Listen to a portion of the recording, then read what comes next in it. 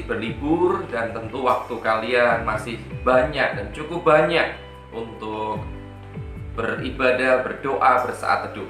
Dan kembali kita akan menerima kebenaran firman Tuhan. Mari kita berdoa. Kami percaya ya Tuhan, Engkau hadir bagi setiap kami. Engkau memegang masa depan kami, Engkau menjamin hari-hari kami. Biarlah dalam keadaan seperti sekarang ini, roh kami tidak lemah, tetapi justru menyala-nyala untuk tetap dekat dengan Tuhan dan mengalami keajaiban demi keajaiban Tuhan.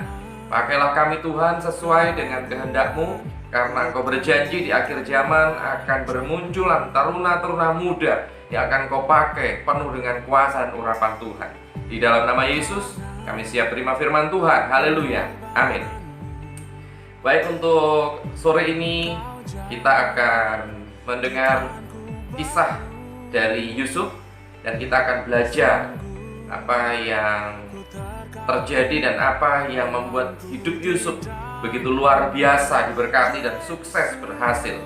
Meskipun dia melewati masa yang sangat sukar, dia harus diasingkan, dia harus jadi orang asing, jauh dari orang tua. Dia ada di negeri yang asing, tetapi justru di situ dia muncul. Justru di situ dia bersinar dan sungguh mencapai keberhasilan dalam hidupnya. Ya, kita buka di dalam Kejadian pasal 39. Saya akan membacakannya. Tetapi Tuhan menyertai Yusuf sehingga ia menjadi seorang yang selalu berhasil dalam pekerjaannya. Maka tinggallah ia di rumah tuannya orang Mesir itu. Setelah dilihat oleh tuannya bahwa Yusuf disertai Tuhan dan bahwa Tuhan membuat berhasil segala sesuatu yang dikerjakannya, maka Yusuf mendapat kasih tuannya dan ia boleh melayani dia.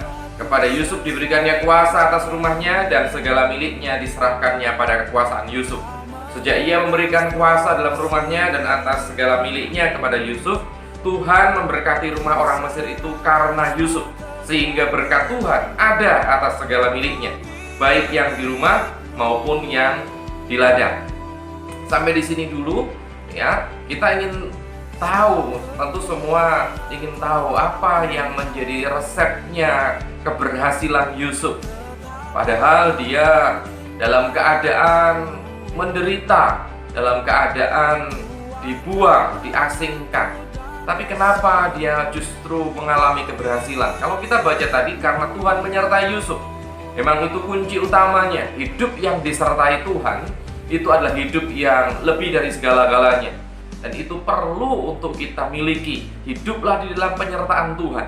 Tetapi selanjutnya muncul pertanyaan, bagaimana supaya penyertaan Tuhan itu nyata dan sungguh sempurna dalam hidup kita, kita rasakan, kita nikmati.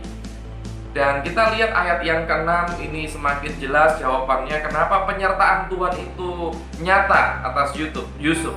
Segala miliknya diserahkannya pada kekuasaan Yusuf, dan dengan bantuan Yusuf ia tidak usah lagi mengatur apa-apapun selain dari makanannya sendiri. Kalimat terakhir, adapun Yusuf itu manis sikapnya dan elok parasnya. Manis sikap dan elok parasnya. Mana yang terlebih dahulu? Sikap atau penampilan? Ayat ini mengatakan yang utama adalah sikap. Dan tema renungan pada sore hari ini yaitu saya kasih tema attitude first, atau utamakan sikap. Ya, utamakanlah sikap. Ya, jadi ternyata sikap itu menjadi faktor utama yang membuat Tuhan tertarik untuk menyatakan keberhasilan, menyertai dan menaungi setiap umatnya dengan tangan kuatnya, yaitu karena sikap. Bukan karena penampilan, tetapi karena sikap. Artinya penampilan itu nomor sekian. Cuma sayangnya kebalik, justru anak-anak zaman sekarang mengutamakan penampilan, sikapnya nomor sekian. Ya, tidak salah kita berusaha menampilkan penampilan yang terbaik. Kita mulai posting status dengan foto-foto kita, di mana kita ada, kita tampilkan. Kita senang sekali ketika melihat mendapatkan banyak sekali like, banyak sekali komen, itu menjadi kepuasan. Tandanya penampilan kita sudah bisa mendapatkan respon yang baik, dan nggak murah untuk bisa membuat penampilan itu makin baik. Banyak anak berjuang untuk menabung, berusaha untuk mengambil hati orang tuanya agar penampilannya makin baik. Dibelikan baju baru, handphone baru, model rambut baru, tas baru, sepatu baru, untuk demi penampilan yang baik. Padahal ternyata penampilan itu adalah yang kesekian. Bukan karena penampilan kita akan berhasil dan diberkati Tuhan, disertai Tuhan, tetapi karena sikap. Sikap itu yang sangat utama kalau kita rindukan penyertaan dan keberhasilan itu datang dari Tuhan. Ayo anak-anak yang dikasih Tuhan, ya, biarlah kita mengalami keadaan yang semakin baik di tengah-tengah keadaan yang sangat sukar seperti sekarang ini. Persis seperti yang Yusuf alami, dia mengalami kesukaran. Dia waktu itu masih muda, masih remaja, tapi dia sudah mengalami tekanan hidup yang begitu hebat. Tetapi dia mampu bersinar di tengah kegelapan. Kenapa? Karena sikapnya. Kenapa Tuhan melihat sikap? Kenapa Tuhan itu memperhatikan dan sangat mempedulikan dengan sikap? Yang pertama, karena sikap itu menentukan nilai. Sikap itu menentukan nilai.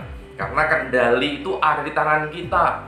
Ya, Matius 7 ayat yang ke-12 kita bisa melihat di sini. Dari Matius 7 ayatnya yang ke-12. Demikian bunyi firman Tuhan, segala sesuatu yang kamu kehendaki supaya orang perbuat kepadamu, perbuatlah demikian juga kepada mereka. Itulah isi seluruh hukum Taurat dan kitab para nabi. Segala sesuatu yang kita kehendaki supaya orang lain berbuat kepada kita, ternyata itu ditentukan dari sikap kita kepada mereka. Jadi ternyata kendalinya ada di tangan kita. Kita mau dihormati, kita mau disayangi, kita mau disegani, itu dimulai dari kita. Sikap itu menentukan nilai. Nilai itu menentukan sikap orang lain pada kita. Kalau sikap kita baik, berarti kita sedang menaikkan nilai. Kalau nilai baik, maka sikap orang lain kepada kita juga akan semakin hormat. Ya, kalau sikap kita kurang baik, perkataan kita kotor, kita suka jahil, suka usil, suka bohong, ya, maka kita sedang menurunkan nilai. Nilai yang rendah akan dihargai murah, kita tidak dihargai, kita akan mungkin jadi bahan olokan, kita tidak dihormati gara-gara omongan kita kasar, gara-gara kita suka jahil, kita suka ganggu teman, kita suka melawan orang tua. Maka mana mungkin kita akan mendapatkan penghargaan, mana mungkin kita akan disegani. Ingin dihargai? Mulailah menghargai orang lain. Ingin diberi ucapan selamat ulang tahun di hari ulang tahunmu? Kenapa tidak engkau mulai dulu memberi ucapan selamat ulang tahun kepada teman-teman kita? Ingin dapat kado, dapat hadiah? Kenapa tidak memulai dulu? Berilah kado, berilah hadiah pada teman-teman kita yang berulang tahun. Ingin dapat pujian dari teman-teman? Mulailah dulu untuk memberikan pujian. Ya, sikap kita itu menentukan nilai kita. Berapa nilaimu? Kalau sikap kita baik, nilai kita sedang tinggi. Dan nilai yang tinggi itu akan membuat hidup kita semakin dihormati orang. Karena hanya barang yang nilainya tinggi yang selalu mendapatkan tempat-tempat yang baik. Barang-barang yang kurang bernilai, tidak ada harganya, ya dapat tempat yang kurang berharga. Ya, hati-hati, khususnya para kaum wanita, cewek-cewek, kalau engkau mau dihormati, ya tunjukkanlah sikap, tunjukkanlah nilai yang baik. Yang selanjutnya, kenapa sikap bisa membuat kita mengalami penyertaan Tuhan seperti Yusuf? Karena sikap menentukan masa depan. Sikap itu menentukan masa depan.